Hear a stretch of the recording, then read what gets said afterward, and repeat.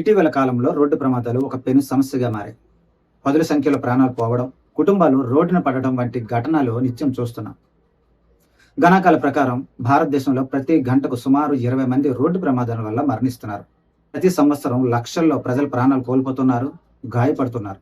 ఇటీవల కర్నూలు జిల్లాలో జరిగిన ఒక ప్రైవేటు బస్సు ప్రమాదంలో సుమారు 20 మంది వరకు మరణించారు. రాజస్థాన్లో యాత్రికులు వాహనం ఆగి ఉన్న ట్రైలర్ని ఢీకొట్టడం వలన సుమారు 15 మంది చనిపోయారు. రంగారెడ్డి జిల్లా చేవెళ్ల మండలం నీర్జాగూడ సమీపంలో తెలంగాణ ఆర్టీసీ బస్సును ఎదురుగా వస్తున్న టిప్పర్ లారీ బలంగా ఢీకొట్టింది. ఈ ప్రమాదంలో సుమారు 21 మందికి పైగా చనిపోయారు. బాపట్ల జిల్లా కర్లపాలెం మండలం సత్యపట్టిపేట వద్ద ఒక కారు లారీ బలంగా ఢీకొట్టుకున్నాయి.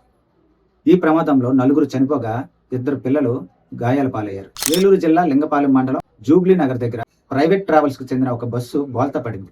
ఈ సంఘటనలో 2 ప్రయాణికులు మృతి చెందగా మరో 10 మందికి పైగా గాయపడ్డారు. అతివేగం వలన అదుపు తప్పిన డంపర్ ట్రక్ దాదాపు 17 వాహనాలను ఢీకొట్టింది. ఈ ఘోర ప్రమాదంలో 14 మంది వరకు మరణించారు. ఈ సంఘటన రాజస్థాన్ లో జరిగింది. జరిగే ఈ రోడ్డు ప్రమాదాల మూలంగా కుటుంబానికి ఆధారమైన వ్యక్తి ప్రమాదంలో మరణిస్తే ఆ కుటుంబం ఆర్థికంగా, మానసికంగా చితికిపోతుంది. చాలా మంది పిల్లలు అనాథలవుతున్నారు. ప్రమాదాల్లో గాయపడిన వారు లేదంటే శాశ్వత అంగవైకల్యం పొందిన వారు జీవితాంతం ఇబ్బందులు పడుతున్నారు. రోడ్డు ప్రమాదాలు జరగకుండా ఉండాలంటే ముఖ్యంగా ప్రతి ఒక్కరూ తప్పనిసరిగా హెల్మెట్, సీట్ బెల్ట్ ధరించడం, అతివేగాన్ని నియంత్రించడం ముందుగా చేయాలి. డ్రంక్ అండ్ డ్రైవ్ కి దూరంగా ఉండాలి.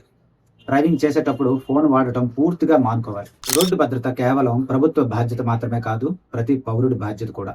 రోడ్డు ప్రమాదాల నివారణకు మనందరం కలిసి కృషి చేస్తేనే ఎంతో మంది అమాయకుల ప్రాణాలను, విలువైన జీవితాలను కాపాడగలం. ఈ వీడియో మీకు నచ్చినట్లయితే లైక్ చేయండి, షేర్ చేయండి.